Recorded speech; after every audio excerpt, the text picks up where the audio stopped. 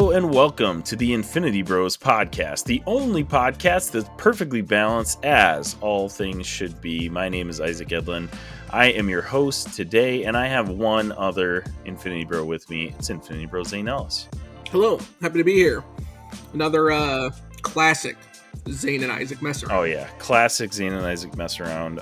We already have been messing around for the last half an hour on our Patreon exclusive portion of the podcast, which you can access by going to our show notes here. But this may be the first time you're listening to the Infinity Bros. So, to tell you a little bit about ourselves, we're 6 bros who just share a love for pop culture and superheroes and kind of all things nerdy. So we decided, hey, let's share that love with everyone else. And we talk about pop culture, films that we've been watching, TV shows that we've been watching, which we're going to get to in a little bit here.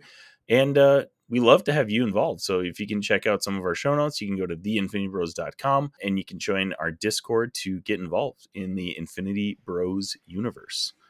Zayne, you have been munching on some cookies. Yes. That sound delicious. Tell us again what they are, because I think the Infinity Bros universe deserves to know.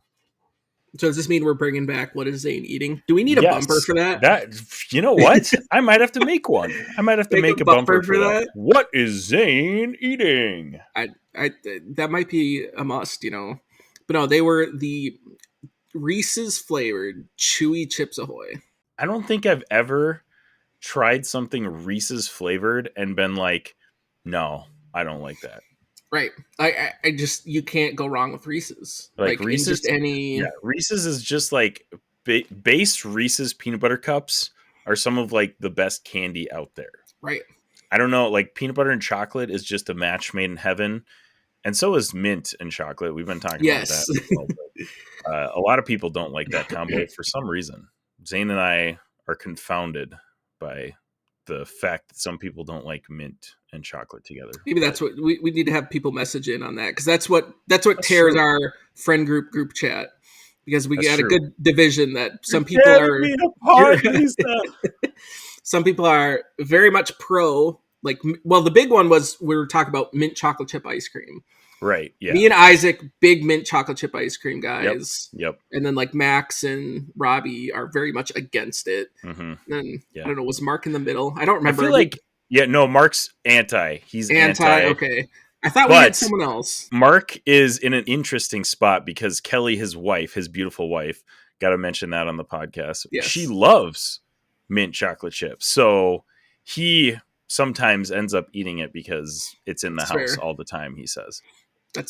He's in an interesting predicament, but I don't know, man. Like, I feel like ice cream is the one thing that I get why people don't like because with the cold and the mint, it can get a little bit much, but like, I mean, you talk like we were talking earlier about like Thin Mints, like Girl Scout Thin Mints, Andes, you know, some of this other, and the Oreos, mint flavored Oreos. Yeah. Man, those are they're top tier snacks and goodies. I don't understand how people can taste a Girl Scout Thin Mint and be like, no, that's not good. Right. I don't get it. Well, and I don't know who the genius was that decided, because like when you think about it, you pair mint with anything else and it doesn't work. But you pair it with chocolate and all of a sudden you're just like, you're on to something. That's true. Right. That's true. That is, you wonder how that came about. Right, like who discovered that? Who was like, you know what? We need to pair mint and chocolate together. Or like, who's like, I'm going to take this mint leaf and put it on top of my very crude chocolate bar. Right. Or like, was it one of those things that was invented by like pure accident? Like it was just some weird lab thing, and someone was like, "Here, eat this," and it's like, "Oh wow, that's actually really good." This liquid mint into their vat of melted chocolate somehow, and definitely was a lab accident, cartoonish style, or like from Holes when the Nats accidentally dumps the onion in. It's just like a freak accident, and that's how we got it. Oh my gosh, I forgot about that. Holes is such a great movie, very underrated, so good. Anyways, tell us what you think of chocolate and mint together. And if you don't like it, don't tell us what you think. Yeah, if you don't like it, keep your wrong opinion to yourself. Keep your wrong opinion to yourself. Exactly. But anyways, to do that, you can shout us out on social media at The Infinity Bros. You can check out theinfinitybros.com to get all of our links. Zayne, I'm sorry that we can't continue with this lovely conversation about chocolate and mint, but we do have a lot of things to get to. So This is true. Let's open up with some nerd news. Hey, Zane, I was looking into getting into this Gunpla thing. There's one called the Unicorn Banshee. What the heck is that all about? Actually, Jarrett, what you're thinking of is RX-0 Unicorn Gundam 2 Banshee, which is from the Mobile Suit Gundam. Actually, you know what? It's time for nerd news. I really only have one thing on the menu for nerd news here, Zane, and it's something that we pretty much have to talk about. It's the Deadpool and Wolverine trailer that dropped last week. We've all been super excited for this since Ryan Reynolds brought in Hugh Jackman to reprise his role as Wolverine from the early 2000s X-Men movies. But what a bombshell this trailer was. There's so many goodies in this 2-minute trailer. And I still feel like it still felt like a teaser trailer too, which I think is a good thing, because I think lately some of these trailers have been revealing so much of movies that I'm almost regretting watching them after I watch it. So I don't think this one did that. But what was your first overall impression of this trailer? I loved it. I was in when they were like, "Hey, we're making a Deadpool 3," and I was like, it didn't even matter who was going to be in it or what it was going to be about. I was like, I'm in. Ryan Reynolds, do whatever you want. Give him as much money as he needs. Make this movie. And you're a Deadpool guy too. So you were the one that was like, oh yeah, it doesn't matter. Right. What happens.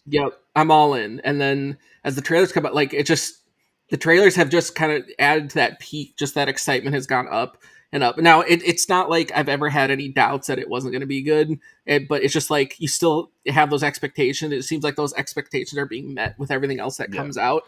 But I also love that just where this is, and like I said, it still feels like a teaser trailer just because the fact that it is Deadpool. We've seen so much that if this was just a normal MCU movie, you'd feel like you've had so many spoilers. But since this is Deadpool, you're just I have literally no idea where this is going to go. And not to mention just Deadpool, but Deadpool in the multiverse too. There's so much in this movie that we haven't seen anything yet, which, I mean, again, I hope it stays that way because it's going to be so much more fun when the movie comes out and all this stuff just drops on us. And not only that, but if this is the stuff that they're showing us and that we're seeing, what are they not showing us? So, exactly. I'm geeked, on all the stuff that we've seen. So I can only just imagine what they haven't shown. It's probably going to be just even more bonkers. And I'm here for it. The one bonkers scene that everybody pretty much has been talking about online is we get this wide panning shot of this giant man skull and helmet, which, I mean, hey, by all means looks like a battle world type of scene.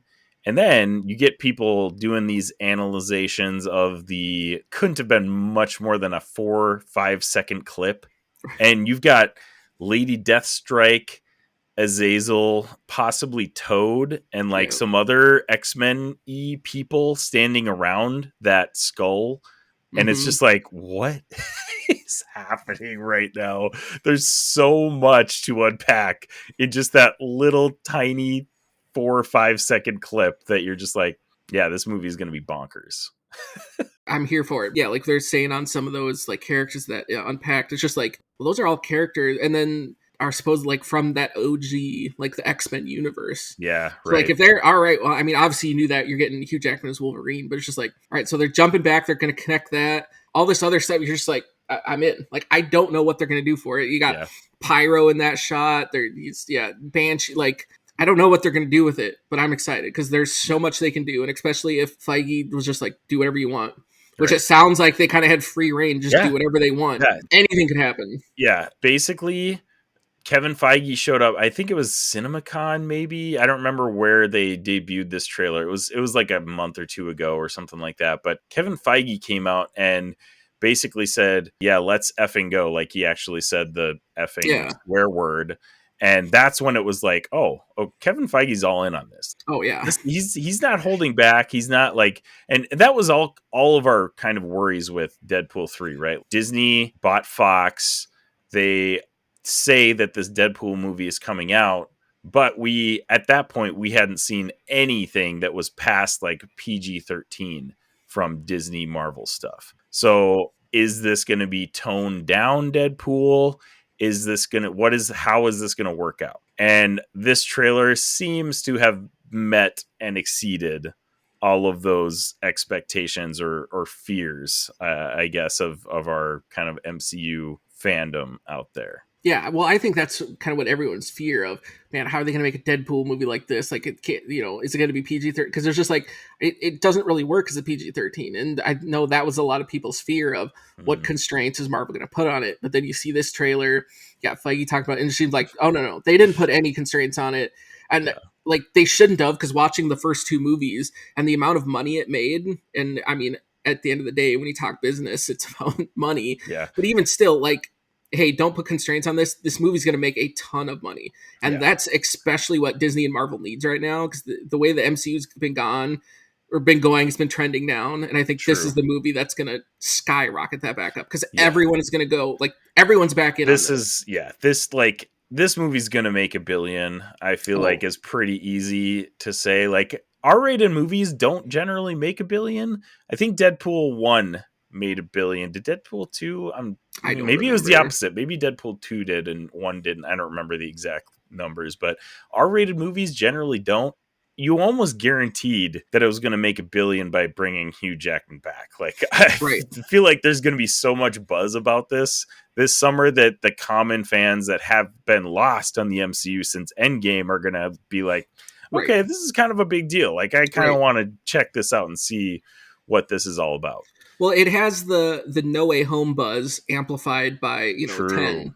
Like, everyone is back in on No Way Home because, hey, the rumors you're going to get Andrew Garfield, just to see who's going to show up, and that the way that movie went, everyone to see that, and it's just like that. Except, hey, we aren't just bringing 2 Spider-Man. We're connecting universes of people, and absolutely. So it's even bigger. Yeah, and speaking of universes, so there's been a lot of speculation on how this is all going to shake out, and it seems to be the direction of Deadpool and Wolverine are in a different universe, and they're probably going to end up in the MCU by the end of it. It seems interesting, though, because if you're saying that they're coming from the Fox X-Men universe, Hugh Jackman's Wolverine has a few different looks. He's got kind of the classic Wolverine suit, which he never had in the X-Men movies. He kind of was like that back when the X-Men movies were popular. That was when leather was the thing that all the superheroes were like, oh yeah, leather coat.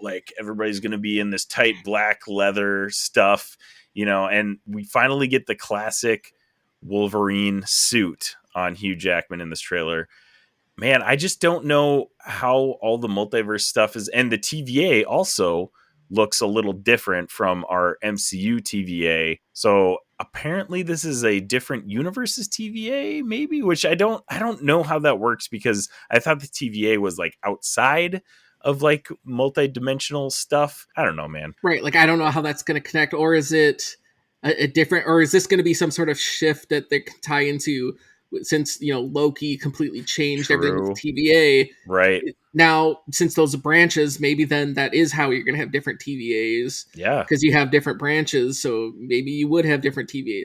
I feel like there's got to be some way to connect that. That's how these multiverses get connected, because that seems like that was the whole point of that end of Loki, of the tree and the branches. That seems the most logical way of how it would connect, that you could have all this universe jumping, Right.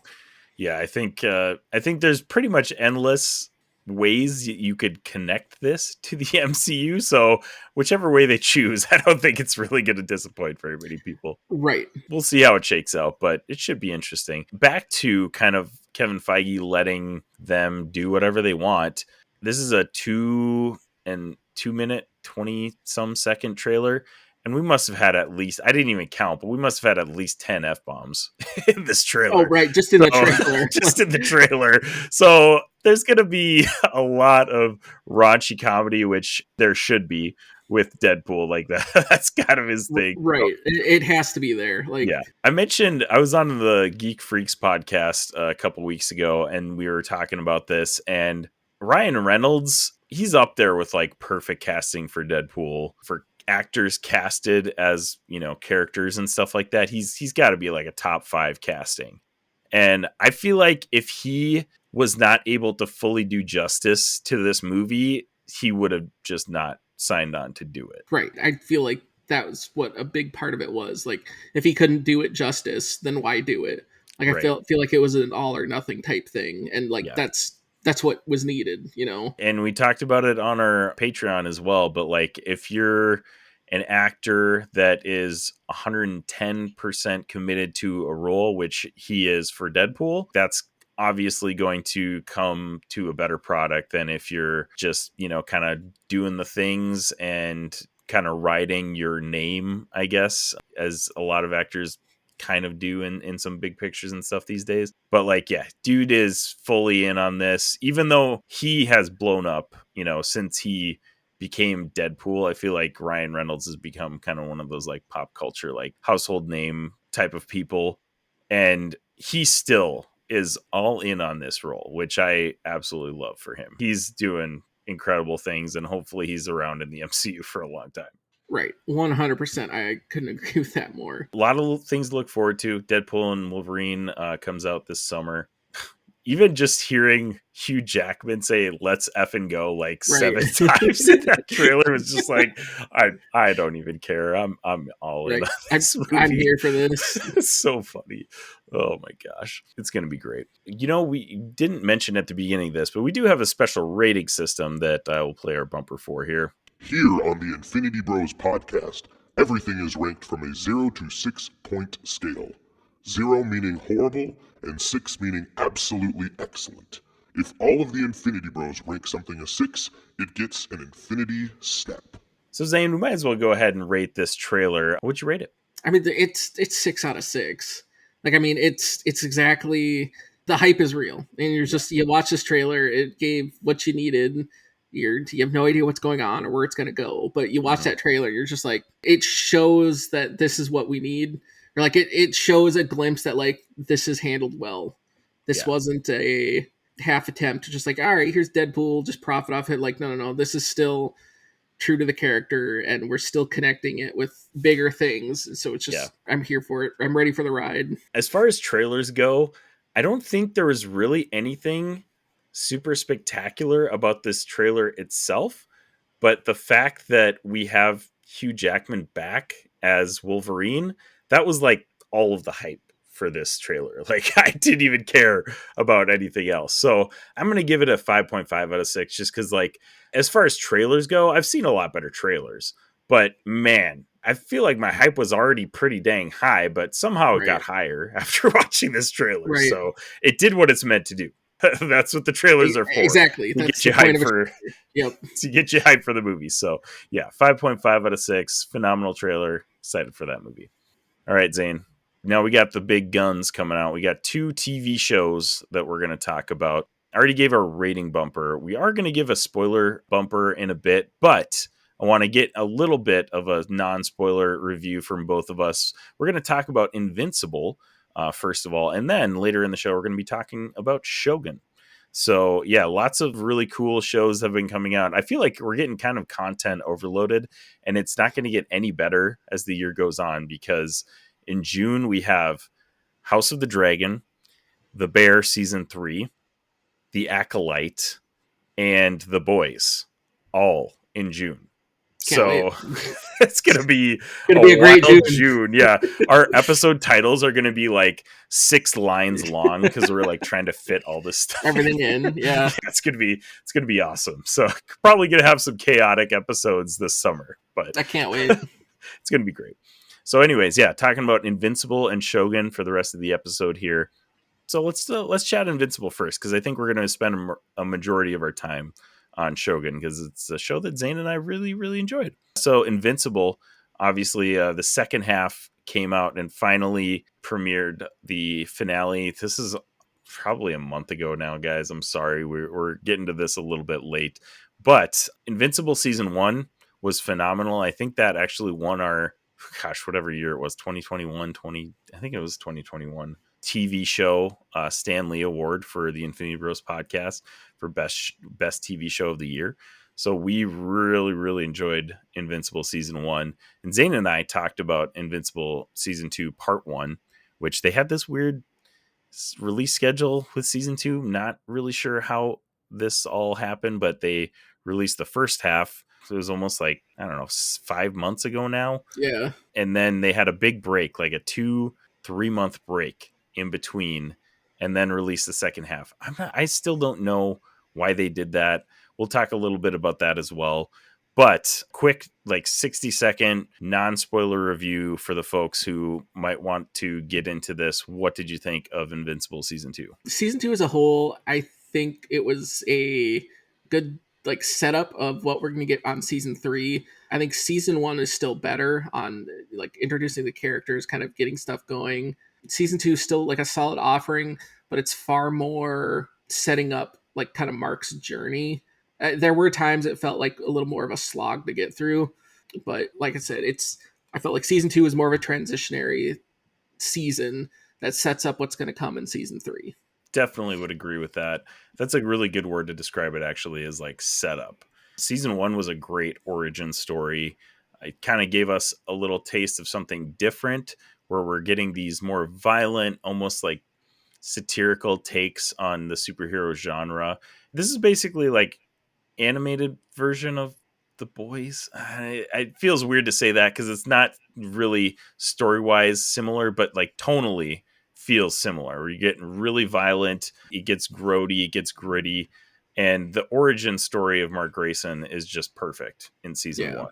And this season, you're right, feels like a setup for the rest of his journey. There is still some cool moments in this. We get some big bomb drops, like the when Mark goes to this planet and his, well, gosh, I'm now getting spoilers. There's some big bomb drops that are still good moments and stuff like that. But overall, it just felt like it wasn't quite as complete of a story as Season 1. Still pretty solid, absolutely worth a watch if you enjoyed Season 1, but didn't quite live up to it. Yeah, I agree with that. All right. Now, your official spoiler warning, so I don't say anything before getting into it here. This is Prepare yourself. an Infinity Bros Prepare yourself. spoiler warning. All right. So now that we're finally past the spoiler warning, it's the bomb drop was obviously Mark Grayson finding out that his dad is on the planet and alive and everything like that. That was a really bad non-spoiler. Yeah, I was like, what are you doing, man? What am I doing? But yeah, okay. So back to, we mentioned that release schedule, and we talked about this a little bit. We'll put a link to the show notes in our Part 1 review. But why do you think they went with this? Are they just experimenting? I know like Netflix kind of has like the binge drops where they drop the whole season, and then they started experimenting with this Part 1, Part 2 thing. But to my knowledge, this is the biggest gap between any release of shows like this that's still considered the same season. Why do you think they did this? What was their marketing strategy with this? I don't think it's a marketing thing. Like, I think it was a lot of like behind the scenes stuff. Like, I just, because I was like trying to figure that out. So I like Googled it. Yeah, and it said the CGI animation in Season 1 caused production issues, leading to the decision to remove it from Season 2 and beyond. So it sounds like there was behind the scenes stuff that they needed to change, and that's why they had the gap mid-season. Interesting. Because it sounds like Season 3 isn't any it sounds like future seasons aren't going to have that gap. So whatever it was, I think it was far more behind the scenes stuff. Like, it didn't really have anything to do with release or anything like that. I think it was legit just stuff going on. And I could, sit and search the internet. I don't entirely know all the behind the scenes stuff, but it just seems like they had issues in the production, hence the gap in Season 2. Right. I don't know, dude. I feel like it kind of killed the momentum of this show, honestly. Oh yeah. I feel like I was less interested in Invincible season 2 because of it. I was pretty pumped for the first half of the season. They had dropped a trailer. Like, we all were really excited for it because obviously season 1 was incredible. And they finally dropped a trailer like earlier in the year last year that it was coming out in the fall. We're like, sweet, great, this is amazing. And then they dropped those first 4 episodes, and it was like, oh, dang, okay. And then it's such a long gap. It's like almost a 3-month gap that I feel like everybody just kind of forgot about it. And almost nobody was talking about it on the internet, unfortunately. I just think the buzz just died for it because of that long gap. So marketing wise, it just killed the show, unfortunately. I still think it was a solid like show, but man, I don't think it did any favors for them for sure. Yeah, no, I agree with that because I think, especially just even just the nature of this season, like I think it'd be different if it like left on like such a big cliffhanger, or if Yeah. it had like bigger notes. But like I said, as much of this was just, granted, it's only season 2, but how much this season sets up for season 3. Like this is the bad season to just stop in the middle, because I feel like Yeah. there wasn't a whole lot going on in that first section, and all of a sudden, Right. yeah, you have this gap, and Yeah, it's just it like, was well, what's the motivation to come back? right. Like there wasn't. So I think, yeah, it definitely killed it. And then the fact that this season was kind of slower and Right. did way more setup and story, the development of it. Like Right. I That's think what I was going to it just mention is is like, that there's less, it's a lot of story building, a lot of character development, which is great. Like obviously we love that and we need that. And Invincible, they've already announced that this show, like what's his name? Robert Kirkman, I think, is the creator. yeah, He's the creator of the comic book, and he's also Mhm. like basically the executive producer of the show. And he's already said that they're planning on like possibly 10 seasons of Invincible. Like they Right, have a ton of content to get to. They have like 6 Onimbuses. Like it's a really, really extensive comic book story. And they even skip a crap ton. Just like in the right, half of an Onimbus that I've read, they skipped a crap ton of stuff just trying to speed through the story, basically his origin story. So they have a ton of content to get to, and this season just seemed like they were like, all right, let's gear up and get ready for the 8 more seasons that we have ahead of us type of thing. right. So there was still some action, and there's some classic Invincible stuff, but it just overall wasn't as much as we got in the first season, which is a little bit of a bummer. Right. Well, I think part of that too, it's just like it didn't. It developed. It kind of kept the same beats, but it didn't really do anything to like raise the stakes. Not that you need that all the time, but like it just you kind of got, especially in that being, it's just more of the same. Mm-hmm. Like you kind of the emotion, like the stuff you saw from season 1 that carried over into season 2, but there wasn't a whole lot to raise that, or like, and I think part of that too is just the nature of the show. It's more of that slow burn, but it's just like, I mean, you watch the stuff and you're just like, oh my goodness, what, like, when's Mark going to learn, or when can I see a fight that Mark isn't always getting his teeth kicked in, or and like, I get that that's development as him as a hero and all this stuff, Mm-hmm. but like you see that so much and it's just a continuous thing. You're just like, all right, when is it going to finally click? And it kind of starts then at the end of season 2. You kind of feel it starting to come to, but you're just like, all right, well, we had all of season 1 and now up through this halfway point of season 2, and you're just like, when are you going to learn your lesson, man? Like, again, you can look back on this as you get further down the line and see the bigger picture, but when you're in Right. it right now and with this gap and everything else, you're just like, oh man, this is kind of the slow part. Right. And like I said, there's still good moments in it. Yeah, The series kind of ends on a big fight between Mark Grayson and Angstrom Levy, which that was kind of cool. That was a really cool fight because Angstrom Levy's like the multiverse guy. He's like, yeah, putting portals everywhere, shipping them to different multiverses and stuff like that. So that was cool. And the really cool about that fight to me was that Angstrom basically was showing him that in so many other universes he was evil and Angstrom was the good guy. Mm-hmm. And in this one, that was kind of a interesting dichotomy because, like, I think Angstrom was still trying to show him that he was good somehow, but like it was pretty clear that like he was the bad guy in this scenario. Right. But it was just so funny that was like the complete opposite of so many universes that they visited or went through. But that was kind of a cool fight. It was fun to see him, do something different than just like punching people, which I mean, he ended up doing in the end anyways. Right. But Well, I thought that was a good villain. Yeah, I liked him. Well, in that episode, especially the end on that was like, I mean, like that's where it peaked again. Like it was so dull, but then you get to that end, and you're like, all right, like that definitely brings some stuff together. But like that fight in general, like the weight of it was definitely higher. And then like you said, that dichotomy of it, especially when they were sitting there as Mark's off, on these different worlds, and then as like Angstrom's there talking to his mom.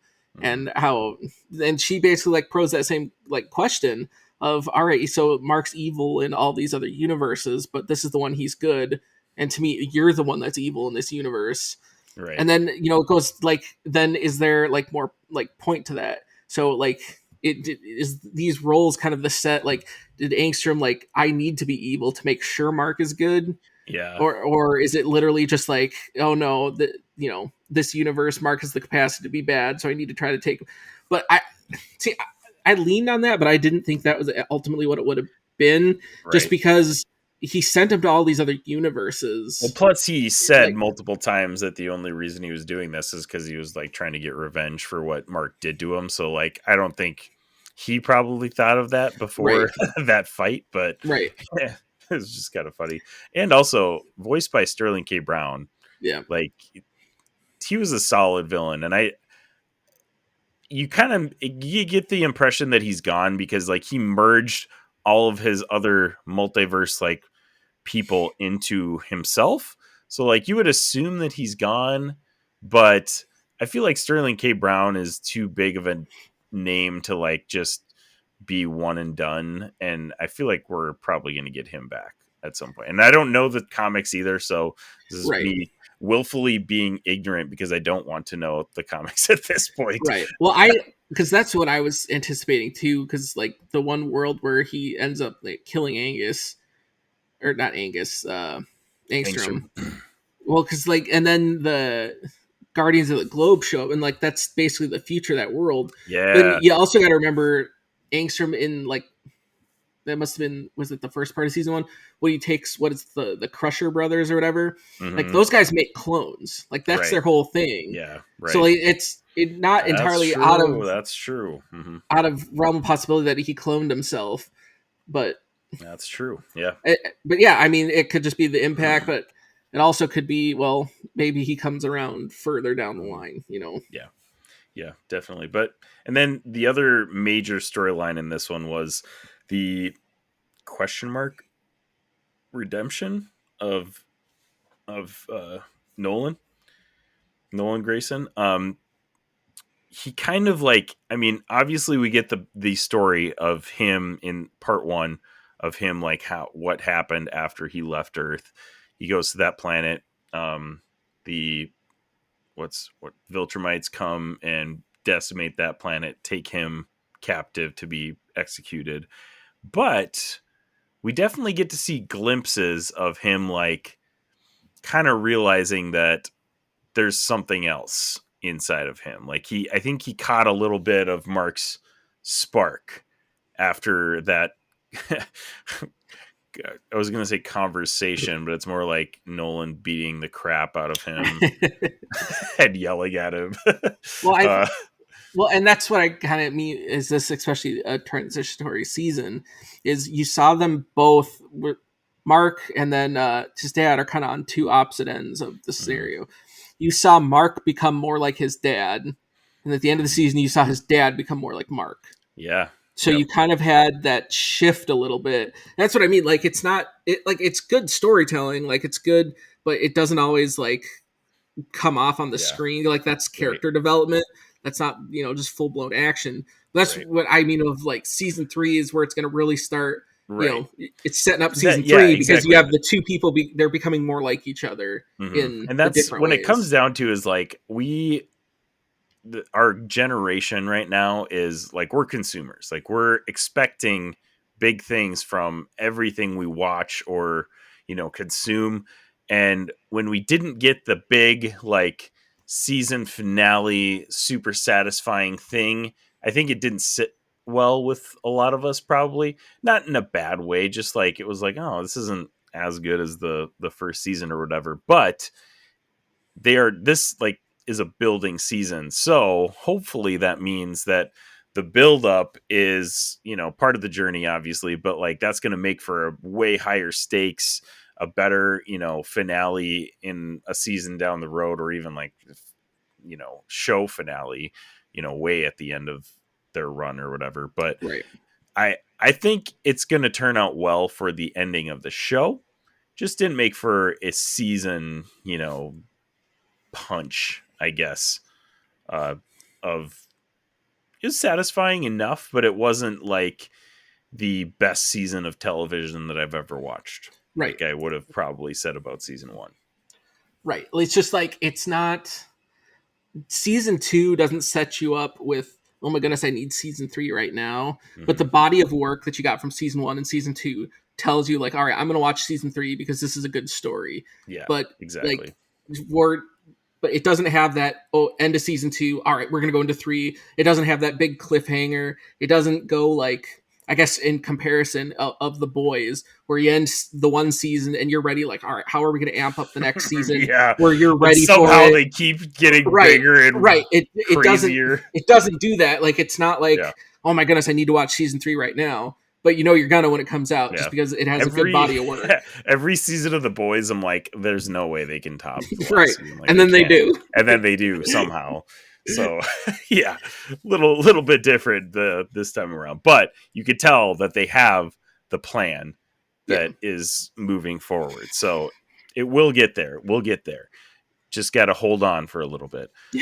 So the final episode, we get Alan gets captured on purpose so he can basically kind of communicate with Nolan a little bit, and like I'm assuming he knows that Nolan is on their side now, because he's talking to him like, yeah, we're breaking you out, like we're gonna get you out of here, like assuming that Nolan is going along with all of this. And I think correct me if I'm wrong, it's been like a month since I've watched the finale now, but it ends without Nolan really agreeing to a plan. Like he doesn't disagree necessarily either, but like he kind of is just like, okay, just kind of leaves it at that.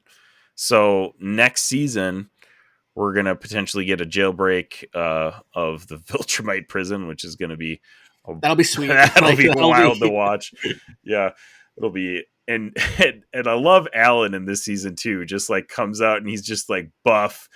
He's like all proud of himself. Seth Rogen is the perfect person to voice Alan. Yep. So perfect. The voice cast in the show very good, just amazing. Stephen Yeun, Sandra Oh, J.K. Simmons, Zazie Beetz as Amber. Oh, and by the way, Amber, thank goodness we're done with that storyline. Get her out of here. I mean, like, and I get it. Like, actually, the character development of Amber and Mark from season 1 to season 2 was good. It was like good, and I'm just glad we're finally done with the whole. Are we? Aren't we? Like, right? Yeah. Are we gonna keep this going? And it just like, it felt like it dragged on, man. So thank goodness. Well, that's what I mean of it too. Like you got that character development, and that was important. Right. Yeah. But yeah, it just drags on, and then also you're just like, she's no MJ. Like I don't care. She's not sticking by the hero here. Right. Like whatever. All right, we got through that. Like right, it kind of fits the vibe of the show, where it's a little bit more like realistic than your, shiny, heroic, comic book type stuff. Right. But at the same time, it was just like, all right, we already know what's going to happen in the end. Can we just like get there already? Right. Exactly. So, but yeah, and then we get, I I don't know. I wouldn't even call it a blossoming romance, but there's obviously some feelings between Mark and Adam Eve. So that's going to Mhm. happen eventually. And again, this is all we're all talking as people who have not read the comic. The people out here reading the comics and listening to us are like, guys, you guys are idiots. Like, obviously, Yeah. we know what's Yeah, going right. to happen. But again, voice cast, like they went all out on this, which is so cool. I love that we're getting these big time actors doing these voice roles. That is just, and Walton Goggins, by the way, which we Yep. had talked about him Yep. a lot in our Fallout episode last couple of weeks ago. I think we'll put a link to the show notes for that too. But man, he is incredible as the ghoul in Fallout, and he does an incredible Cecil in this one. So He's crushing it. yeah, he's crushing it all across the board. Fantastic voice cast once again.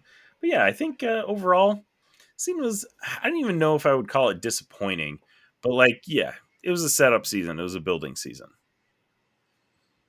All right, Zane, moment of truth. What was your rating of season 2 man. of Invincible? Season 2. I mean, if we're just gonna go, like, if I went back now and just like binge watched it on the whole thing, I think as the whole, like, I would give it like a 5. But because that gap was in there and it just lost so much interest, I'm gonna give it like a 4.5. Just because Dang, wow. it killed it. It Yeah. totally killed the vibe. It killed the story. It really just kind of, yeah, it was a letdown. And like, I get behind the scenes stuff, Mhm. but like, as someone who was regularly watching it, that was a killer. Now, granted, that's why I'm saying, like, I'm going to give it that. But watching the story now, like, if someone else is watching this for the first time, they aren't going to have that gap, obviously. Right, true. It's just going to binge. So I think the story in one complete shot is a 5. But Yeah. I'm going to give the experience a 4.5 because of that gap. Okay. All right. I'm gonna go 5 overall. I think, yeah, the gap definitely hurt it.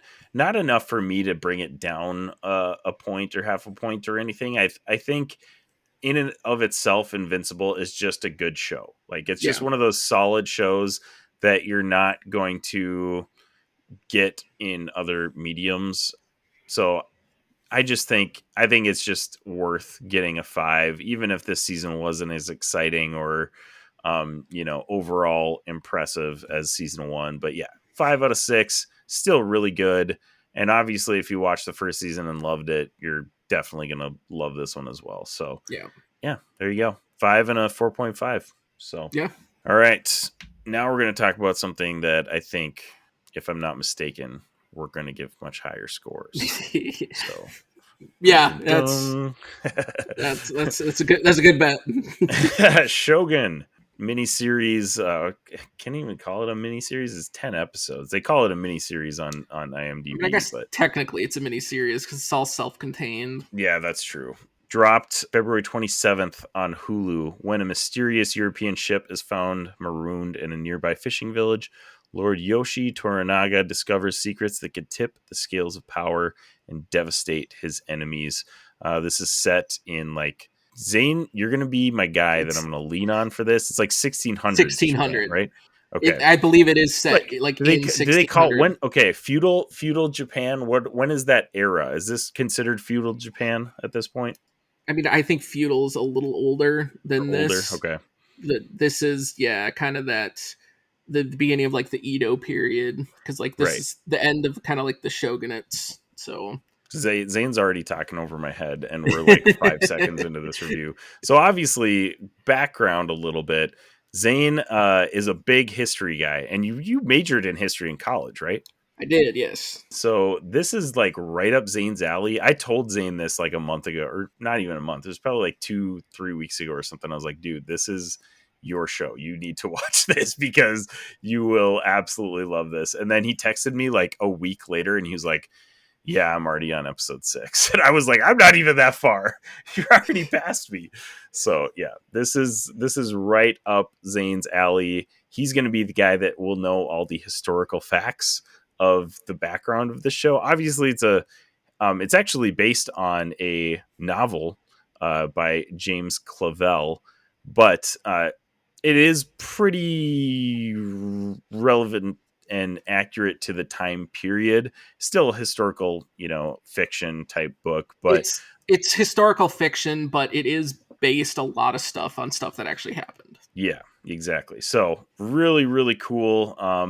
And we're going to get into a little bit of non-spoiler reviews here, but just wanted to give a little bit of a background of where Zayne's coming from. And I'm coming from a guy who saw a lot of people say that this show is amazing on social media. So I was like, oh, I guess I'll check it out. And I got hooked to the first episode. So that's where I'm coming from. I have nearly no historical background on any of this. I'm just coming at it from a guy who liked Game of Thrones, and somebody said that this is like Japanese Game of Thrones, basically. Yep.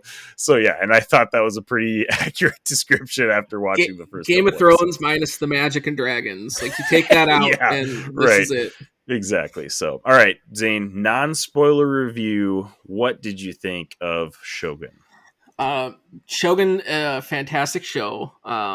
It's very compelling. Like, a lot of people made that comparison. I agree. Like, if you liked Game of Thrones and how the storytelling is done there, again, like I just said, take out the magic and the dragons. This story, it's like that. So if you were in on the storyline of Game of Thrones, you'd like Shogun. Be warned, you will read a lot, because obviously it's all 75% of it's probably in Japanese, so you're reading subtitles. So if you don't like to read, well, grow up. And the grow up. And the 25% that's in English is actually in Portuguese. So. Right. It's technically actually in Portuguese. They're just saying it in English. Yeah, they're just saying it in English. No, it's very good. It's a very interesting, and it is kind of a comparison to that you see it through. James is the main the Englishman, or the Englishman, seeing through his John Blackthorne. John Blackthorne, yeah. But seeing just how different the life and everything was in the East compared to the West, and that's something we can touch on later. But just even through his eyes, and it's such a foreign concept and everything that he had to learn while he was there. But no, it very good. A lot of good storytelling, very like compelling characters. It's highly recommend watching this one. Right. Yeah, and I'll touch on those two things that we talked about already, though. Game of Thrones-esque, and it seems like it makes more sense than Game of Thrones because it's historical fiction. So like Game of Thrones, I mean, it's a great show. It's really fun to watch, but all of a sudden a character do something, you're like, what the heck? Like, I don't understand that, but sure, whatever. Like, this is a fictional show. They can do whatever they want, This is like, I feel like everything makes more sense in my mind to like what all these characters are doing. And it's a phenomenal show. Great acting, great like visuals. Everything looks phenomenal in this show, and it's just captivating. It's fascinating. It drew me in. And again, this is not a genre. Like, obviously I like historical fiction, but I've basically no knowledge of like, colonial Japan at the, that time where, everybody in Europe is like going around the world trying to find all these places to like exploit them, basically. And it's just so fascinating to hear them talk about, what's going on in Europe and, comparing that to Japan and all that stuff. It's just, they did a really great job with the historical fiction aspect of it. So if you like either historical fiction or you like Game of Thrones, I'd say this is probably a must watch for you. Like, this show was so stinking good. So there you have it. There's our non-spoiler reviews. Spoiler warning for up ahead. Let's dive into it, Zayne. Let's dive in. Get your floaties on. Get your floaties on, man. I'm gonna need floaties for this one. Zayne's the expert diver that is teaching me how to dive in this, and we're diving into it's fun. There's a lot. Ancient Japan. Oh man. Okay, so just starting off the bat, John Blackthorne. Okay, let's go cast-wise here. We got Cosmo Jarvis playing John Blackthorne. He's the Englishman who comes and is... I mean, that wasn't clear to me, like, what his main mission was. It seemed like it was trying to, like, root out the Portuguese like ports or something like that. And I really never got a clear picture of what he was actually trying to do, but I know it was bad because they kept making references and faces and stuff like that. Well, right. Well, in the show itself, his goal was basically he was sailing under the Dutch flags. He had letters of marque from the Dutch. Mhm. And so in the show, he was to root out the Portuguese, the bases, because in the setup of the show, the Portuguese were the only ones with a trading system to Japan. So he was just trying to find them, or was Well, he actually trying to do something to them? Well, he was basically trying to cripple it, because then to lessen their power. Right, because he came with like guns and cannons and Right. stuff like that. So got it. Right. And so then, like in the show, then to take some of that out, because then the Portuguese, because then also you're getting into this whole, and they go over this in the show too, of how the Portuguese was his enemy because of the religion, like the Roman Catholicism and then the Protestant. And that was just another fascinating aspect of this too, because that was like obviously the time where, you know, the Anglican Church breaks off from the Catholic Church in England, and like everybody in England just like hates Catholics, and it's like, oh my gosh, this is way more relevant and like interesting than I thought it was going to be, and how that plays into Japan, a place that, I mean, they're all calling it just Christian faith because they don't know the difference between a Catholic and a Protestant and all that stuff. It's just, it's fascinating. Just really fun to listen to. Right. And so then that kind of sets up, and like, it's interesting how that twists. So like, all right, I guess a bit of a deep dive here, or further dive. Here we go. So John Blackthorne is based on an actual man named William Adams. William Adams was the first Englishman to step foot in Japan.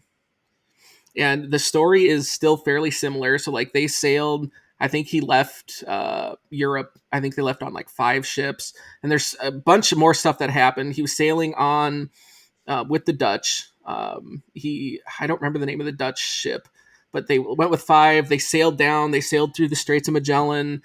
I think his brother was with them too. Like basically their mission when they left was like a huge envoy. Like they wanted to establish trade with Japan. Right. But then kind of how this story starts too. His ship is the only one that actually makes it there. The rest either like turned back, sunk, whatever. His is the only one that makes there. It shifts on this because like he was the captain of the ship, and that's in the show how he's the navigator. Right. But like he had his own merchant. Like he was the one. Hey, we're just here to establish the merchant. Like I'm not the merchant myself. Right. And so, and then he, make it to Japan. And so when they actually make it to Japan and step foot, they're actually like treated as like merchants, and like, hey, then they were actually kind of not royalty, but they were treated well when they first arrived there. And I think he arrived with 8 or 9 men. So kind of how the show sets up is similar to how they ended up getting there. But then it twists and a little bit. Yeah. Well, it yes and no. So like how they end up then going to prison and getting in trouble is because the Jesuits that were there wanted him killed. So this is kind of the animosity between the Protestants and the Catholics. And then in the show, that scene where he's brought into Edo and he's in front of Nobunaga and he basically explaining everything that, hey, my country and their country's at war. When he's drawing on the sand, how he came through the Straits of Magellan, like that is kind of a historical thing. Like he was explaining how he got there. And then that whole scene of when Nobunaga was basically like, no, I don't think he should be put to death. Like that's actually so. And then I guess further deep dive, the main character in Shogun is based on Tokugawa Ieyasu, I think is how you say his last name. Again, another actual person.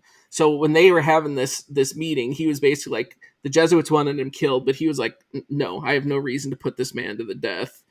And so the same thing, then like he actually then trains Tokugawa's men how to use the cannon. He builds them ships. So basically kind of John Blackthorne's story in Shogun is William Adams' story. That's cool. I like that. Okay, just a sec here.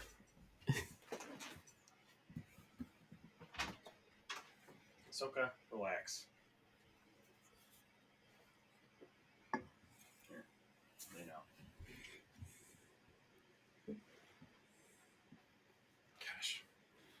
Such a butt.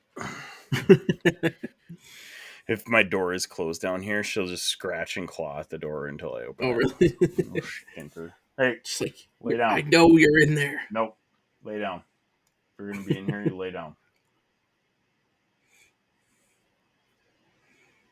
And then she's bougie. She needs a blanket to lay on. She can't just lay on. We have carpet down here, and she can't just lay on the carpet. Oh, you get out of here. Yeah, go. This is what she does all the time. She'll come and do that, decide she doesn't want to lay on the blanket, and then go back upstairs. Go back. She just wanted to see what you were doing. Yeah, pretty much. All right. All right, here we go.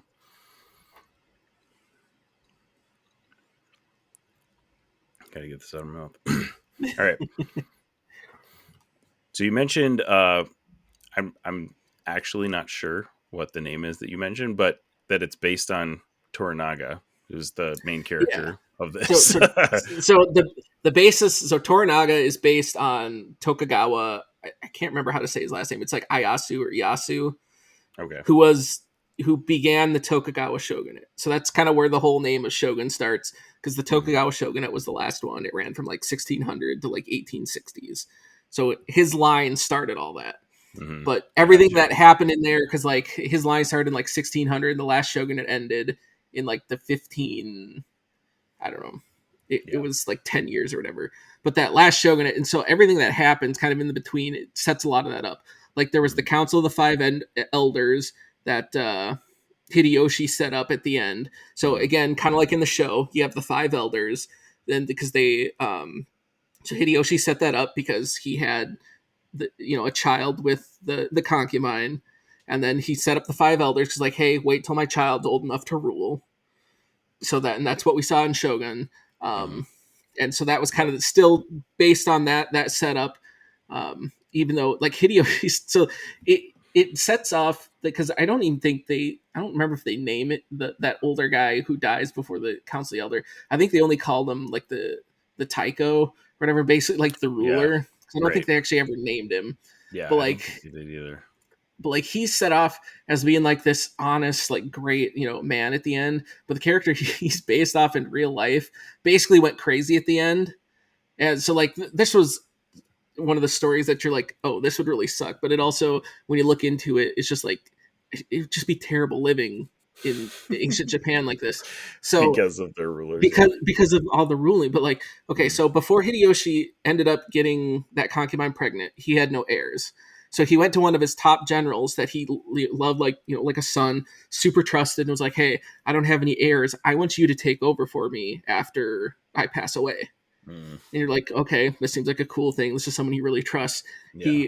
And then she gets pregnant, has the heir, has the son, and then he goes to that general, or I think it was a general, but this trusted guy tells him, all right, you need to go commit suicide now. Tells him he has to go to this remote mountain to commit suicide. And not only does he tell this guy to go commit suicide, he then kills his entire family. Jeez, wow. And it was like, this guy didn't do anything except serve you. You promised him this, Yikes. And all of a sudden, like, all right, no, we're gonna kill you and your entire family. Yeah. It was just like, what? Yeah, the theme of committing seppuku instead of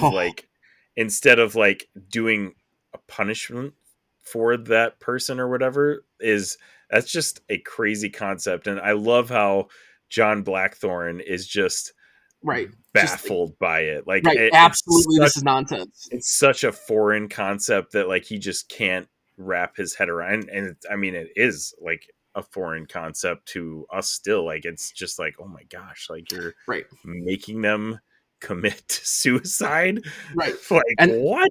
And that's just like right. Well, and then I think that's one thing that the show does of showing just those different lives and just how different it is. And even the conversation he has with Mariko, how she's just like, you don't understand, of just like, you might think all of our rituals and customs like are weird, but like this is just our way of life. Right. And like his way of life was entirely different.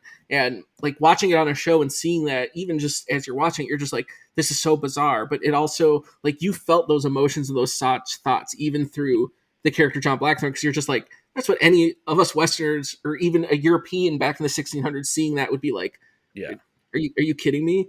And then just absolutely. even just like comparing that, the fact that the entire time, like he's just referred to as the barbarian, but then when he's talking about the Japanese, they're the savages. Like Yeah, it's right, just funny how it's a completely different like lifestyle, but right. it looks so down because it's just completely foreign. Yeah, And just both sides just absolutely talking crap to each other, and you just have the language shifts. Like he'd be Mhm. speaking in English, just absolutely just Yep. talking trash to someone, and then they'll just be doing the same thing in Japanese. And they Yeah. don't understand each Oh, other. yeah, and it's so funny how like those memes started popping up on the internet of like he would be like saying like swear words and like give this big long speech, and then Mariko would like give like two sentence, The yeah, translation, yeah. translation. He is upset. Yeah, And then, that's it's hilarious. like, But oh, at the same time, you'd think part of that too, and there were bits of that in the show of just like they didn't completely translate exactly what they're saying, and right. like that's another thing. You'd be frustrating because like I'm having to put a ton of trust in you that saying you're actually saying what I'm saying, Yeah, and that's what I exactly. actually really liked about that Jesuit priest. He's like, no, I'm going to say exactly what you're saying, Yeah. just Yeah, like to that throw it was back in his cool. face. Like, no, don't worry, I'm saying Mhm. exactly what you're saying. Yeah. Yeah, that was pretty great. So obviously we get Mariko, who is she's part of this family who her father tried to kill the Taika. Is it that what the Tycho, I think that's what Taiko? that story was. And so basically her whole family got wiped out. That was kind of like must have been a play on that story that you told earlier about the telling the guy to go commit Right. seppuku Well, on I mean, the, I think that's just a but common that thing like in general, obviously right?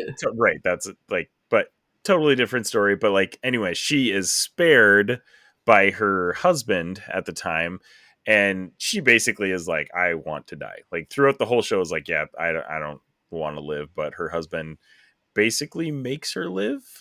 He doesn't see it that way obviously, but like she in her eyes she's like, yeah, my husband's making me live. So it's kind of like a Right. And that's such a bizarre, like punishment. again, it's such a cultural shift of back then Right. compared to what Europe. That the ultimate punishment isn't being put to death; it's that you have to live.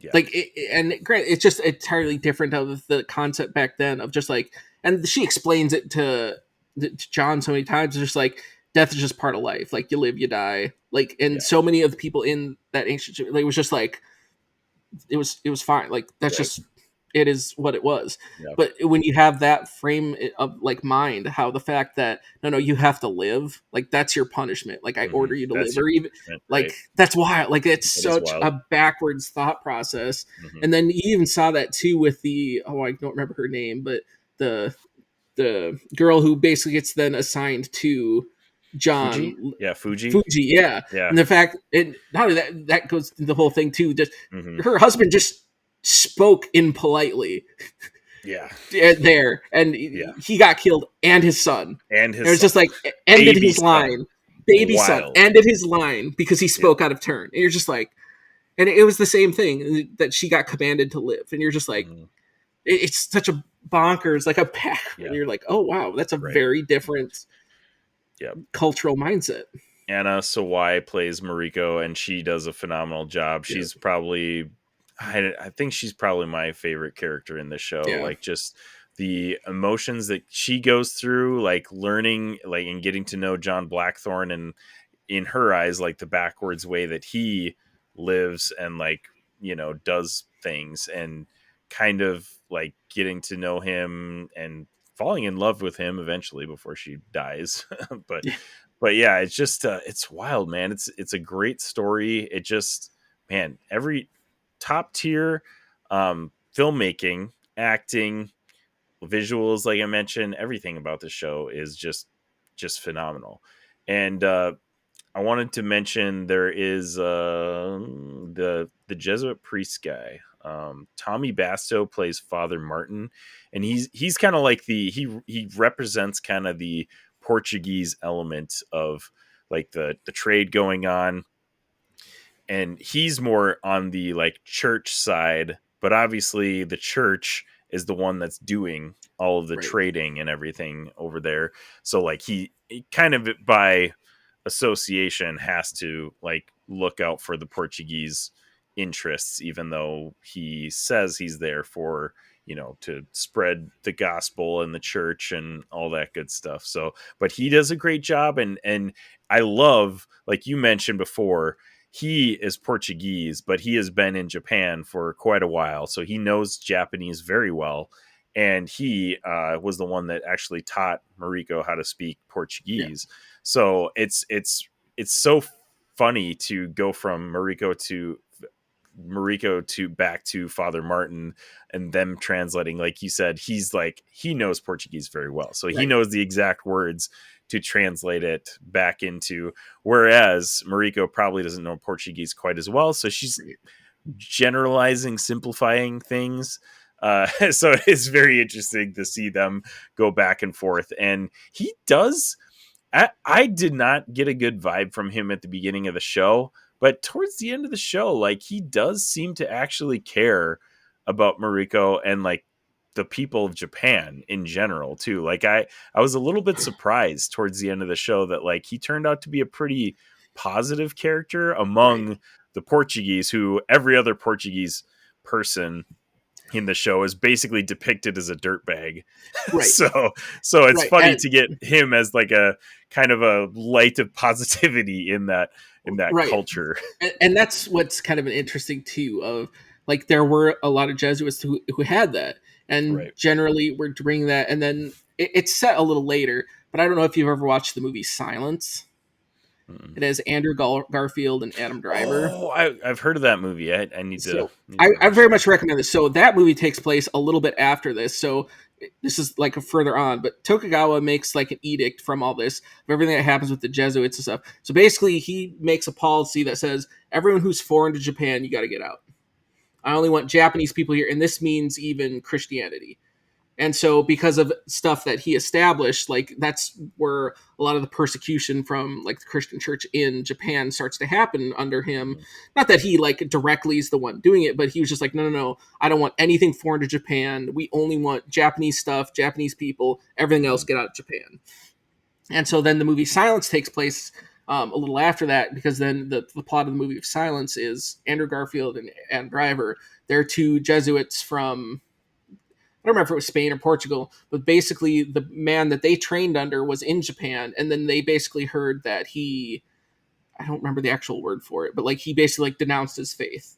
And so they go to Japan to like find out if this is true. So they sneak in, and like the story's really, really good. The conversation they have with him, and they find him, and just this whole story of just like suffering in silence, and like, you got to watch it. Like, especially like Silence is a great movie that kind of it explains the period a little bit after this. Cause there was during this time before Tokugawa, takes over, there was like, if you want to be Christian, these other religion, that was okay. But it's shortly after this that they basically kind of put the vice grips on it and be like, no, all this stuff needs to be out of Japan. Just focus on like Japanese stuff. Right. So it kind of is in the middle of that. That's a really cool perspective. Definitely gonna have to check that one out. Yeah. I love the gradual transition that we get from Cosmo Jarvis as John Blackthorne. Like that first episode, he washes up on shore and he's just swearing and cussing and like spitting at him, and just like literally like that's the reason why he got the name Barbarian, because he was just losing it. And it's so funny because like, dude has like 8 guys, including himself, on his crew, and he's surrounded by a whole village. Like, personally, if it were me, I would be like, oh gosh, like, please, like, take whatever you want from my ship, like, do whatever, because like I have nothing in this foreign country that is across the world from my home country. Like, give me some mercy, maybe. But he's just like, nah, absolutely not. You guys. I don't need anything. I want my med, and I want my ship, and I want out of here. It's like, dude, just take a chill pill, man.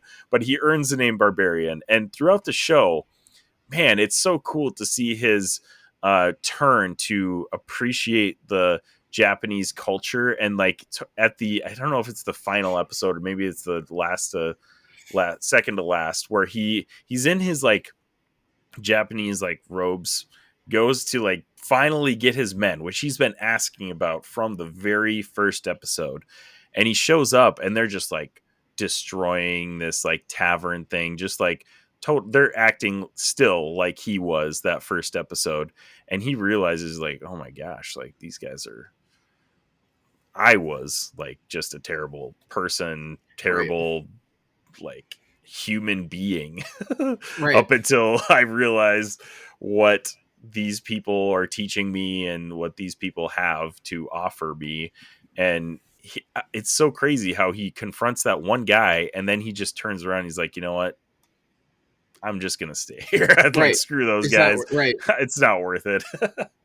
And it's interesting then, I guess, going back to the real life counterpart of that, because William Adams, he like for the longest time he wasn't allowed to go back to Japan, but eventually Tokugawa gave him to go back to England. Tokugawa eventually gave him permission, but he chose to stay in Japan just because he like had changed, like he you know accustomed to the culture, he adopted the culture, so he actually chose to like stay in Japan. But then, like, he wasn't the only one. Like, there was, like, 4 other people that stayed with him. So, like, there was part of it that got left out. Like, he wasn't the only one. There was, like, 4 other people from his ship that went with him. So, like, in real life, there was more people that It wasn't just him all by himself, right? Right. But it was, and then he eventually, because I don't remember the guy's name, Jan or something like that. That was with William Adams, because he also became a samurai. He didn't become the Hatamoto or whatever, but like he also ended up becoming a Western samurai. Wow. So like that's a cool story. Right. So if you ever want just a cool reading, just go read kind of a biography and stuff on William Adams. Really cool. But then he eventually married like a Japanese woman, and then they had 2 kids. But basically everything about their like lineage basically gets erased because they were Christian or Protestant. And then when Tokugawa made that edict of getting rid of everything foreign from Japan, like all records were destroyed. So like no one knows what happened to his kids because all the records were destroyed. But like you can go, and I don't remember if it's in Okasa or if it's in Edo, but like they have shrines. Like you can go to William Adams' grave. They have like his house. They have shrines for him. Like there's actually stuff for William Adams because he was the Anjin. Like there was stuff that he was still like memorialized, and you can go to museums and you can actually go to Japan now like and see people stuff. Actually respected him and stuff. It wasn't like he was like, a hated figure in history or anything like that. Exactly. That's cool. Like that's cool. There's historical stuff there that you can see that he had an impact on. So like that's kind of a cool little tidbit. That is cool. Going back to the culture a bit. I mean, we talked about the crazy idea of using seppuku as a punishment. One character that I want to touch on here before we kind of wrap things up is Yabushiga. He's like his Toranaga's like firsthand man, and it's so funny because like you would assume that all cultures have like just scoundrel type guys, right? Like guys that are just like in it for themselves, trying to like make it however they can. And Yabushiga is that guy. Like he's just like, I'm going to do whatever is best for me. I'm going to serve Toranaga until it's, good, not good for me. I'm going to serve Ishido until it's not good for me, just like doing whatever he can to stay on top basically.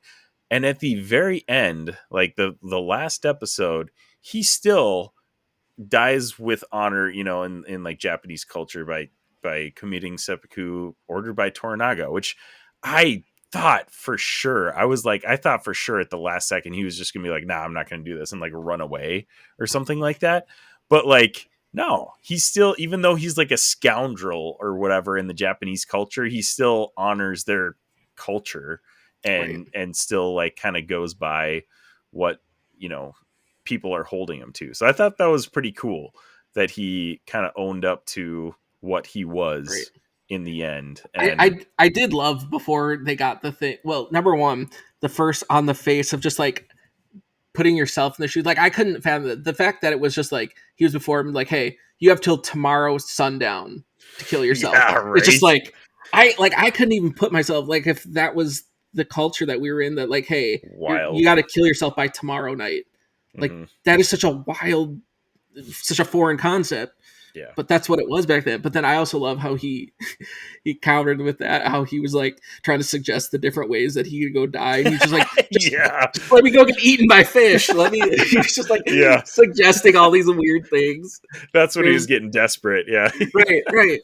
But I think part of that too was then like you saw at the end of how like Toranaga basically was like he kind of knew what was going on, but I think it was still kind of that not only a thing of honor that, but like he still used it. Like he knew, like he called everything he was going to be doing. Right. Like he knew it. So in a way, he still used that to further his goals. So I think in the end, that's why I was like, I still think that's why he still got kind of an honorable death. He was kind of, a dirtbag through all the stuff he was doing, but yet he furthered Toranaga's goals. Right, exactly. Yeah, and I loved how everybody the whole time, especially Yabashige, was like, yeah, Toranaga's got something up his sleeve. We just don't know what it is yet. Like the whole time.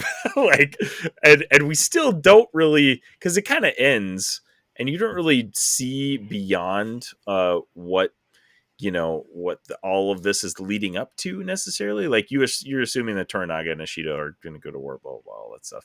But like you're like, oh man, like does he have something up his sleeve, or is he actually playing this honestly? Like you can't tell all the way up till the end, which I think is a really fascinating aspect of this show. Like, I mean, you're watching Game of Thrones and you know who's the bad guys and who's the good guys. Like, yeah, you might get one character in there that like does something that you're not expecting, but like, in the back of your mind who's the bad guys and who's doing the bad things and stuff like that. And Toranaga, you don't really know. You're just like, I think he's trying to work this to his end goals and to his like angle. But at the same time, he seems to be following all the rules that everybody set for him. He seems to be doing things honorably, but you just don't know. And I think that's a great way to keep us in like mystery towards the end of the series. So that was a really cool way. And Yabashige, I love that. Like even right at the end when it wasn't at the end, it was when his older guy, I don't remember the old guy's name, but he committed seppuku like in front of everybody, and that was when Yabashige was like, "Oh crap!" Like he's actually serious, right. But and then a couple episodes later, he reveals like that was the plan all along. Like he played his part well, and then the really chilling part right after that, where he looks at Mariko and he's like, "Are you ready to do your part?" I was like, "You're like, oh man, what is he talking about here?" Yikes. The other part that sent me to at the end there with Yabashige, his death poem. Like I get it's supposed to be serious, and he was just like, I'm just gonna write the stupidest poem. It fit his character. Right. It 100% fit. Don't burn me. Just leave me out in the dot. Let the dogs to eat. Yeah. just like this man's walking to his death, and I'm laughing because it was like that's so in character of that poem. So but it is interesting, like the way they told this story with turn out to end. Because it's very counter to the actual like Tokugawa in the actual reality. Because like in reality, Tokugawa was like super powerful. Like he had like twice the amount of stuff. Right. So like it was way less of he was like never really the underdog. Right. Yeah. When it ends though, like I'll just throw in one more Tokugawa story on this because it's just you hear the stuff happens. You're like, this is wild. So in Shogun, was it the Lady Ochiba, the concubine that has the son? Right. So she's also based on an actual character who's they call her like Lady Cha-Cha. I think her real name was like Yodo Ono or something like that. So it was the same thing. Hideyoshi, that was his concubine, had the son, waited up. That's what the elders were waiting to get older for. And then kind of like in Shogun, Ochiba, how she kind of switches her allegiance of her son's army, so she switches to Toranaga. Well, that kind of also same happens with Tokugawa. She switches allegiance, but the problem is that Tokugawa in real life never fully trusted her because he never fully believed that the son was Hideyoshi's. Like he thought it could have been someone, so he never trusted her.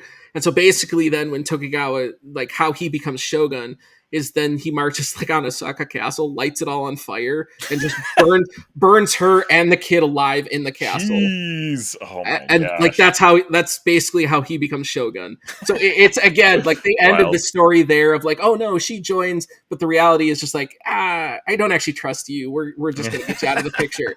Like, That's funny. and again, that's just the counter, because like he swore to be the regent to, hey, make sure the kid grows up to be the next Right. Shogun, and then it was Yeah. like, nah, I'm not gonna do that. Nah, that ain't happening. Right. Well, and you assume that Toranaga's got something up his sleeve to eventually become Shogun. I mean, he doesn't Right. really give a whole lot of like indication of how that would happen, because he does seem to be like loyal to the heir that they keep calling him. Like, Yeah. beginning of the show for sure, he's like one of the only regents that like actually has a relationship with the heir and is like going to be loyal to the heir. But then towards the end, I mean, he obviously, we go through the whole story and you're kind of like, he definitely seems like he wants a little bit more than just being like a servant to the heir. But at the end, you're kind of like, this is going to happen, but it doesn't seem like he's so gung-ho on getting the Shogun right then and there. Right. You know? So Well, it'll be interesting to see how, if they've not announced season 2, and I think this There isn't gonna basically be one. plays out the whole novel, right? Yeah, so like like I said, I think we were kind of talking about that in the pre-show. Like, this contains the whole novel, and I guess Right. Shogun is like the first book. It's a trilogy, but the second book takes place like 250 years after right. this event. So the second book takes place in like the 1850s Right. or whatever. So we could So potentially it's- get a season 2, but it's not going to be the same characters. Not going to be No, the same. it's just anything it's like more that. of like, this is the setup for what happens way further down the line. Right. It's what I've read. Like, I haven't read the books or anything, but that's what I saw online, that people were saying that technically it's a trilogy, but this book is kind of the standalone, and then the story jumps ahead like 250 years, and then the last two books is more aligned. This one is just kind of off on its own. Right. This is like a prequel almost type of thing. Right. Interesting. But Yeah. it is interesting. Then I guess to touch on the whole with Toranaga and the Shogun, like, I love how they tied that back in with how America was talking about the three hearts that the Japanese, like, that was in the culture. Yeah. And so like then to finally reveal at the end that in Toranaga's hidden heart, like, he wanted to be Shogun. Right. You never see that. It never Right. seems throughout the whole show that, yeah, he wants to be Shogun, until it gets to the very end. You're like, oh no, this entire time he wanted to be Shogun. Like, that's what he wanted most, but that's what he kept hidden. Right. And the show does a great job of playing into that, the hidden heart thing. He did all the other actions, he did everything else, but deep down he wanted to be Shogun more than anything else. Exactly. And so and then kind of how that plan unveils, and then as they're on the cliff with Yoshiga or whatever, and then how he tells him, like, asks him like his plan for that, and he's like, there's no point in telling dead men the future. Yeah. It's just like, I know. dang. It was great when I was like, oh yeah, maybe we'll get a little indication of like what his plans are, and he's just like, nah. Nope. See ya. Nope. It just ends. It's just like, oh, Just dang. ends. Great. I love But that. that was a cool way to tie all that back in, because Mhm. Mariko explaining the whole thing of the hidden heart and the three hearts that Japanese people have, and then to Yeah. tie that back in the end to show, well, no, that basically showed the three hearts of Toranaga. It wasn't a finale that like punched you in the face with how epic it was, but it really did a great job at connecting all the dots, tied tying everything in, together. Right, exactly. Very, very satisfying ending. It didn't end. You didn't have questions when it ended. Yeah, like exactly. It tied everything together well, and it makes sense, because like if there's no season 2, you don't want it to end on a cliffhanger. Obviously, Right, yeah. you want it to tie everything in, and it did that very, very well. Yeah, so it was a very satisfying finish. Yeah, anticlimactic, but I wouldn't even go so far as to say anticlimactic, but like it wasn't like, you know, how so many people love these just big bang finale type things. It wasn't really a big finish necessarily. There wasn't like some big epic battle or fight scene. Yeah. But there was epic, like, the conversation on that cliffside between was very good. Yeah, that was like, peak. That was peak. So for sure. that's what it like, anticlimactic, and not, I mean by not ton of action. Yeah. But just how it wrapped the whole story together was incredibly well done. Yeah. And so, absolutely. you finished it. It didn't go out on a bang, but it finished very satisfying. Absolutely. It's very satisfying end. All right, Zane, here it is. What was your rating of Shogun? Oh, it's 6 out of 6. Highly recommend it. Again, you're going to be reading a lot because just all the subtitles, but it's very good. And then just to I thought it was very fun. And then to just dive into some of these characters, like read up a little bit on William Adams, read up a little bit on Tokugawa Yashu, read up on Hideyoshi, read up on some of these characters that you'll see in the show. Granted, it's fiction; it's not the same thing, but just some of that perspective, realizing that some of this ties into stuff that actually happened, and I think it just kind of deepens that experience a little bit. It made it more fascinating. Yeah, I am of the same mind as you, Zane. 6 out of 6. It's an Infinity Snap on the Infinity Bros podcast for Shogun. I would say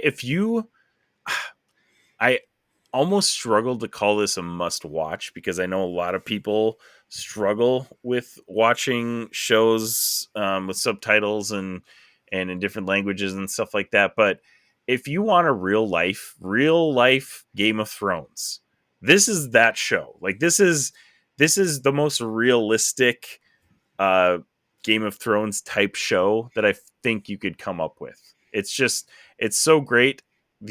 Everything about it, I already mentioned the visuals, the acting, the musical score, everything about this show is incredible. So I would call it a must watch. I think it's definitely one that you guys need to check out for sure. Yes. But I always say that like I'm recommending it, but if you've listened to us talk about it for 45 minutes and you still haven't watched it, then what are you doing? Right. What are you doing? What are you doing here? Go watch it. I mean, with all that said too, with the Game of Thrones comparisons, it does still have the language. It has a lot of gore. Mm-hmm.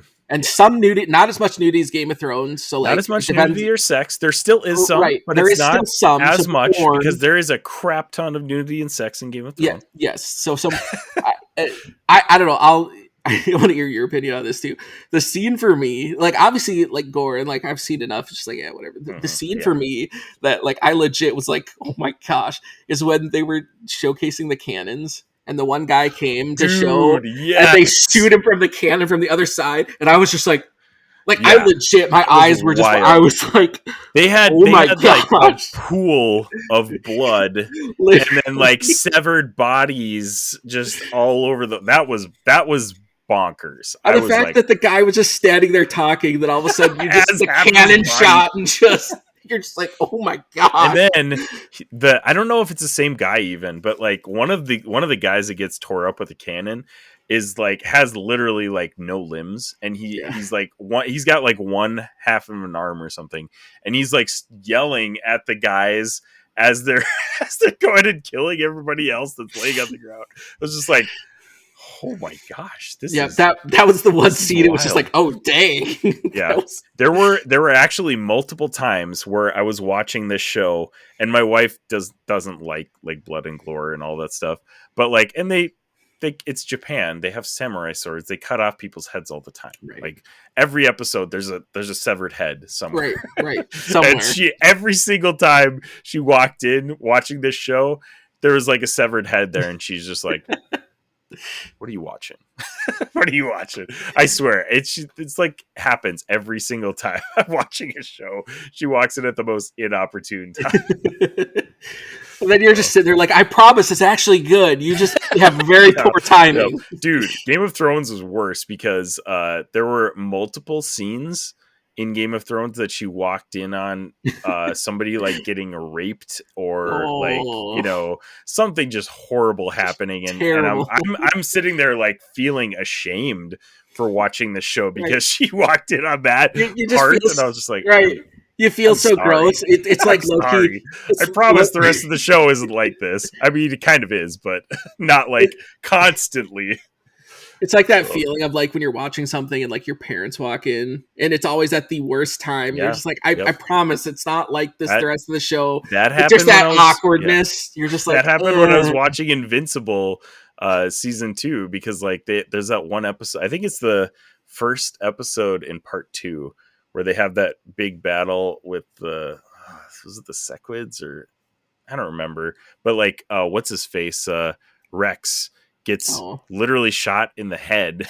and what's her face crap, the shrinking ray Shrink gets Ray eaten. Shrink Ray gets eaten. It tries to expand in his body. It's like, oh my gosh, like even for Invincible this is pretty, that scene was brutal. Pretty brutal.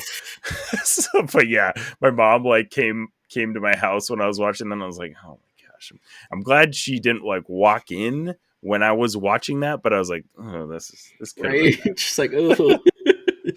Yikes. Yeah. Anyways, yeah, lots of fun things with Invincible and Shogun, as we're talking about. But if you want to hear more from the Infinity Bros, you can check out theinfinitybros.com for more episodes. You can check out our Patreon for exclusive portions of the Infinity Bros podcast, where we talk about other things. Today we talked about Knuckles, which isn't streaming now on Paramount Plus. So make sure you go to our show notes to check out all of those links, or check out theinfinitybros.com. You can hit us up on social media or email us at infinitybrospodcast@gmail.com. Zayne, thank you so much for joining me today. It has been a blast. Absolutely. It's always a good time when you have a Zayne and Isaac mess around. A good old Zayne and Isaac mess around. With that said, in the closing seconds here, we can't have a Zayne and Isaac mess around without at least mentioning something Star Wars. So I got something for you. Okay, what is it? All right. So May 3rd through the 4th, Fortnite, we're having a Star Wars event. Yes. Who do you think is going to be the character introduced? Should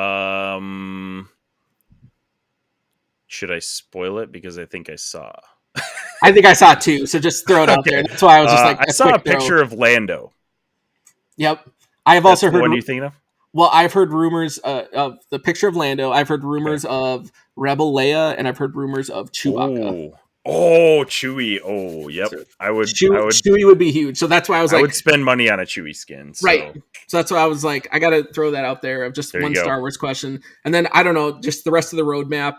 And then further down, we're getting Pirates of the Caribbean. So if you play Fortnite, buddy, let's go. We're getting Pirates of the Caribbean characters eventually. Also, it is May the 4th. Coming up here in like a week and a half. We're definitely going to be having a Bad Batch season recap at some point. That's probably 2 weeks down the road, I think. Because how many episodes are left? I think there's only 2 episodes left. Yeah, there isn't very many, so we're close. So that's coming up soon. May the 4th, Tales of the Empire also drops. Mm-hmm. So we're maybe we'll do a combo, Tales of the Empire and Bad Batch. I was going to say a Star Wars episode. That'd be a solid Star Wars episode right there. So that sounds like a Zayne and Isaac mess around. 100%. Absolutely. So stay tuned for the Infinity Bros podcast. Lots of Star Wars content coming up, and more content with all the TV shows coming out this year. It's gonna be a wild year, guys. So anyways, wherever you're listening, however you're listening, thank you so much for making us a part of your podcast experience. We love you 3000. Bye. Thanks for tuning in to the Infinity Bros podcast. You can find the Infinity Bros on Facebook, Instagram, Twitter, TikTok, Twitch, and YouTube at the Infinity Bros. Hey, you can also check out our website at theinfinitybros.com for links, reviews, and that sweet merch. Feel free to send listener feedback via social media or email us at infinitybrospodcast@gmail.com.